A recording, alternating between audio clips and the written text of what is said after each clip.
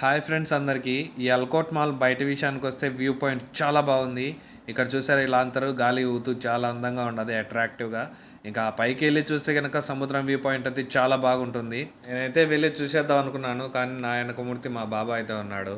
ఇకపోతే నెలలో ఎప్పుడైనా చుట్టి తీసుకున్నప్పుడు మనసు ప్రశాంతత కోసం ఇక్కడికైతే రావచ్చు. ఫ్యామిలీతో కానీ, ఫ్రెండ్స్‌తో కానీ చిల్ అవ్వొచ్చనమాట. ఈ మాల్ లోపలైతే గనక రకరకాల చేపలు, రొయ్యలు, పీతలు, ఎండ్రకాయలు గూడా ఉన్నాయనుకుంటా. ఇక్కడ వేటి సెక్షన్ వాడికి సెపరేట్‌గా ఉంటుంది. చేపలకు ఒక సెపరేటు, చికెన్, మటన్ సెపరేటు, కూరగాయలు సెపరేటు. ఇంకా మనం గూడా ఈ వ్యూ పాయింట్‌ని ఎంజాయ్ చేద్దామని జెప్పేసి అలా సెల్ఫీలు, వీడియోలు తీసుకొని అప్‌లోడ్ అయితే చేసుకోవడం కోసం నేనైతే తీసుకుంటున్నాను.